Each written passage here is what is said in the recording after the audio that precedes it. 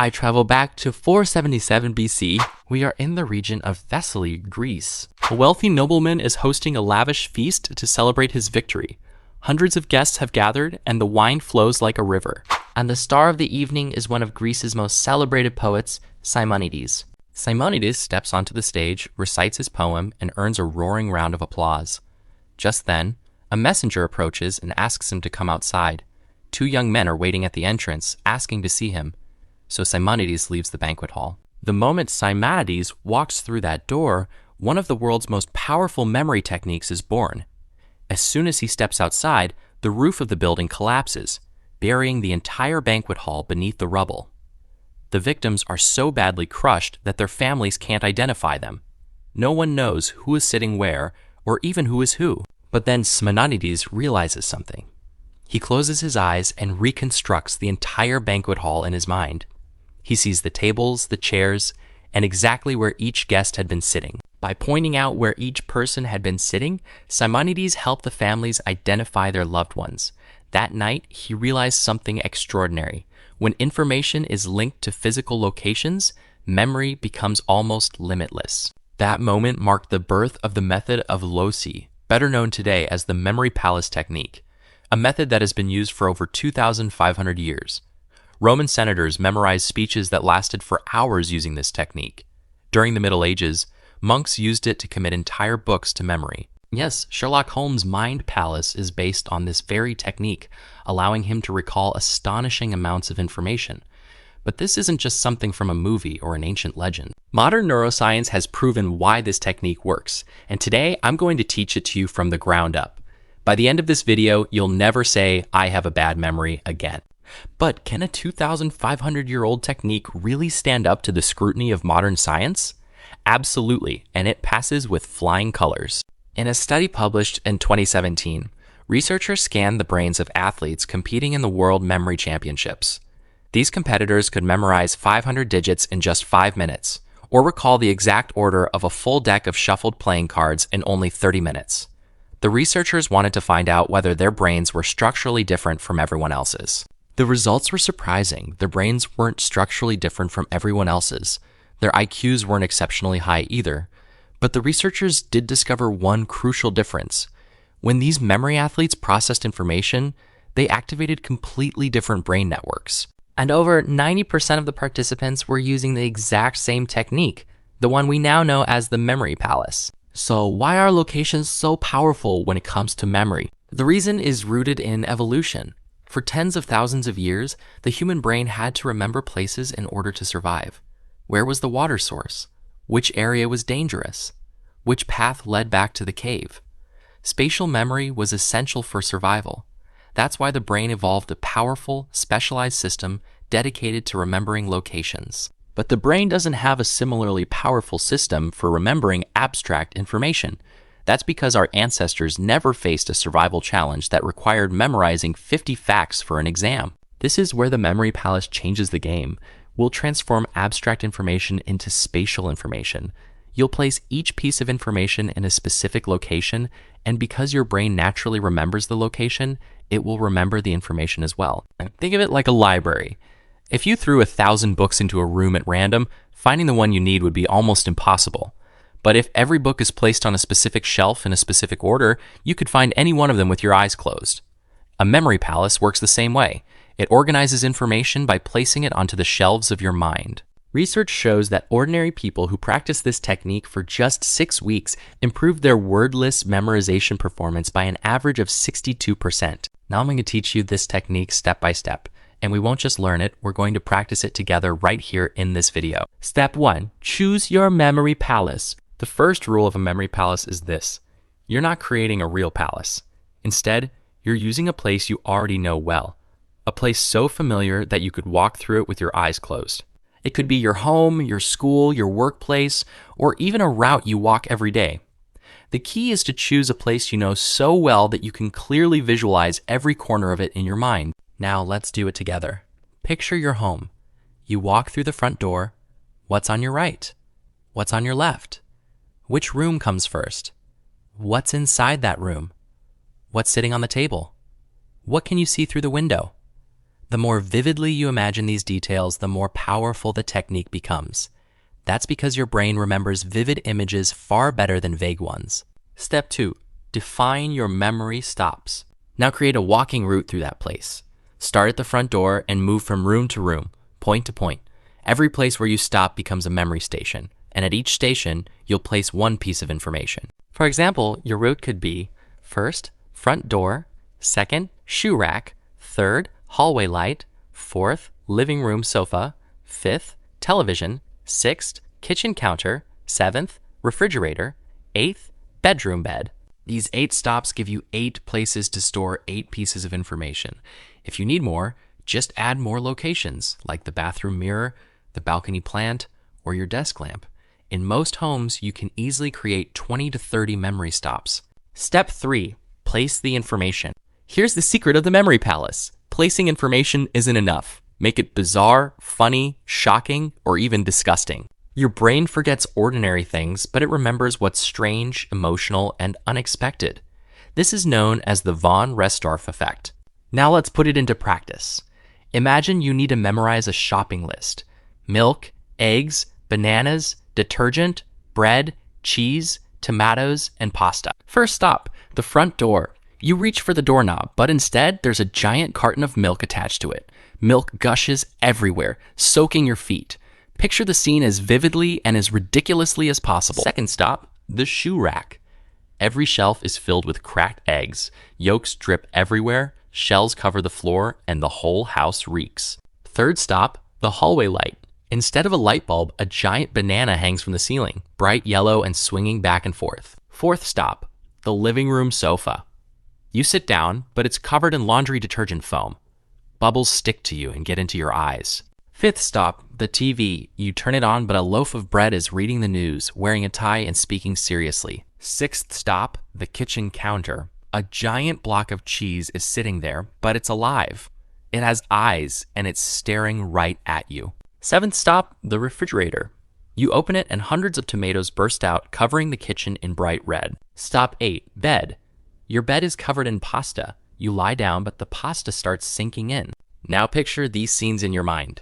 Funny or a little gross, right?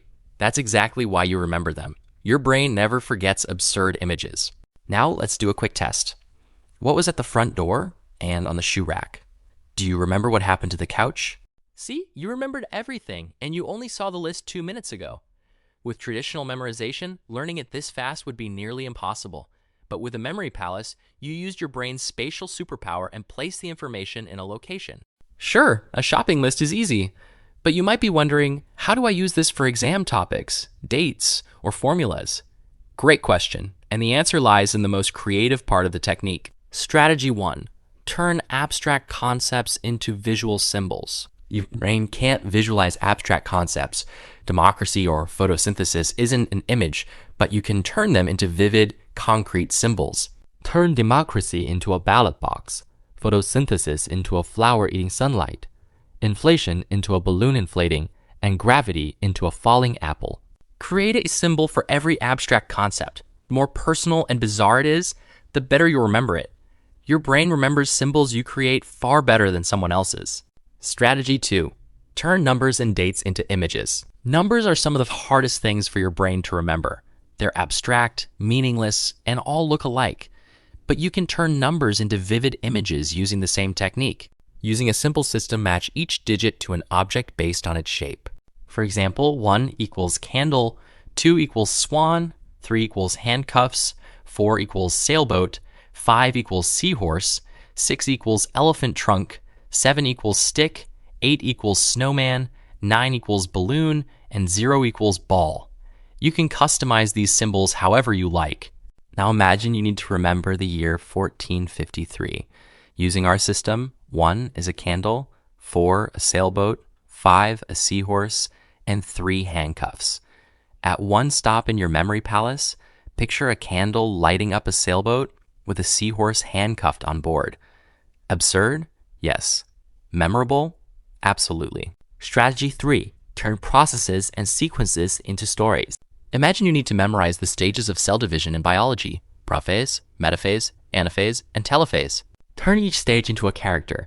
Professor Prophes, a metal robot for metaphase, an Anatolian shepherd for anaphase, and a television for telophase. Now let's build a story across 4 stops in your memory palace.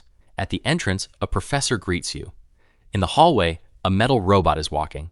In the living room, an Anatolian shepherd is herding sheep. And in the bedroom, a giant TV is giving a speech. Ridiculous? Absolutely. But your brain loves ridiculous images and never lets them go. Even a week later, you'll remember the story and recall every stage in order. Strategy 4. Build multiple memory palaces. A single house gives you 20 to 30 locations, but you may need to memorize 200 pieces of information for an exam. So what can you do? Build multiple memory palaces, and the problem is solved. Use your house for biology, your school for history, and your workplace for chemistry. Let each subject live in its own place. This way, topics won't get mixed up, and whenever you enter a location, the information connected to that subject will automatically come to mind. World memory champions often use dozens or even hundreds of memory palaces, but starting with 3 to 5 is more than enough. Most people who learn the memory palace technique feel disappointed in their first attempts. They say, "I tried it, but it didn't work." The reason is usually one of these 3 mistakes. Mistake 1. The images aren't vivid or absurd enough. Just thinking there is milk at the door isn't enough. You need to see it and feel it. Imagine a giant milk bottle replacing the doorknob, spilling everywhere. Your feet are slipping and you can smell it. The more senses you involve, the stronger the memory becomes. In neuroscience, this is called dual coding. Every sense you add creates a new neural pathway in your brain, and the more ways you can access information, the stronger your memory becomes. Mistake 2. You don't know the location well enough. If you choose a place you've never visited as your memory palace, your brain can't create clear details of the environment and the information won't stick. Since this technique relies on the power of spatial memory, knowing the location deeply is the most important factor. Always use real places that you know well. The strongest memory palaces are places you've experienced hundreds of times, like your home, the school you go to every day, or a route you regularly walk. Mistake 3. The locations are too close together. If your locations are too close together, like the right corner, left corner, and center of a table, the images can become mixed up. Each location should have clear physical separation. 2 or 3 stops in a room are enough. More than that creates clutter and makes them harder to remember. And the final mistake is not practicing. The memory palace is a skill, not just information. Reading it once and saying, "I understand it," isn't enough. You need regular practice. Start with shopping lists in the first week. Memorize phone numbers in the second week. Move on to study topics in the third week. Like a muscle, your memory will become stronger with every training session. Most people think the memory palace is just a study technique, but its true power appears in everyday life. Remembering names. Imagine you're at a meeting. You meet 8 new people, and 5 minutes later, you can't remember any of their names. Sound familiar? You can use the memory palace here too, but with a faster version. When you hear someone's name, connect it to a distinctive feature on their face. For example, imagine someone named Mehmet with a large nose. You can picture a marching band walking across Mehmet's nose. Absurd? Yes. But the next time you see that face, your brain will automatically recall the marching band. Professional networkers who use this technique can remember 50 or 60 names in a single night. People love having their names remembered, and it instantly makes you more memorable. Presentations and speeches. Imagine you're giving a presentation. You have 10 main points to cover. Would you rather speak while looking at cards or slides? Or maintain eye contact with your audience and speak smoothly without hesitation? Place each main point at a location in your memory palace. When you start your presentation, enter the palace in your mind and move from one location to the next. Explain the topic at each stop, then continue to the next one. You won't even need slide changes. The path in your mind will guide you effortlessly. Many TED speakers use this technique. The secret behind delivering an 18-minute talk without looking at a single note is often this. Language learning. When learning new words, place each word at a location in your memory palace. Create a ridiculous story around each word in your mind. With this method, learning 20 to 30 new words a day is realistic. Combined with spaced repetition, you can build a vocabulary of 2,000 words in 3 months. Daily tasks and to-do lists. You have 7 tasks in mind in the morning but don't feel like writing them down. You can place them in your memory palace. For example, put paying a bill at the door, dry cleaning at the shoe rack, grocery shopping in the hallway, and sending an email in the living room. As you mentally walk through the palace during the day, you won't forget anything. So, the memory palace is not just a study trick. It has become a tool for life. The more you use it in different areas, the stronger your brain's spatial memory system becomes. And there is one last thing you should know. The memory palace is powerful on its own, but when you combine it with active recall and spaced repetition, the results become incredible. After placing information in your memory palace, revisit it at regular intervals. Close your eyes, start at the entrance, move from location to location, and try to recall the information at each stop. This mental walk activates recall. Your brain retrieves the information, strengthening the neural connections. Repeat this on the first day, the next day, 3 days later, and 1 week later. With each walk, the images become clearer, recall becomes faster, and the information becomes stronger. And you can do this mental walk anywhere. On the bus, while walking, before bed, or even 5 minutes before an exam. You don't need to open a book or check your notes. Just close your eyes and start walking through your memory palace. World memory champion Jonas von Essen describes it like this: "Walking through my memory palace is a game for my brain, and with each walk, the game becomes a little easier and more enjoyable." We are now approaching the end of our video. Born 2,500 years ago from the ruins of a banquet hall, this technique is still one of the most powerful memory tools known to humanity. Roman senators and medieval scholars used it. World memory champions use it, and now you know this technique too. But knowing it is not enough. You have to use it. The memory palace won't work if it stays as just a theory in your mind. You need to build it, fill it, and walk through it. After closing this video, do this. Start at your front door and choose 10 locations. Write them down on a piece of paper. Then tomorrow morning, before going to the store, place your shopping list in these 10 locations. Create absurd images and try going to the store without a list.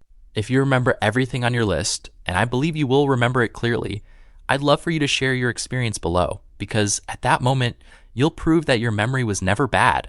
You were simply using it the wrong way. For more videos like this, don't forget to subscribe and like the video. Thank you for watching. See you in the next video. Take care.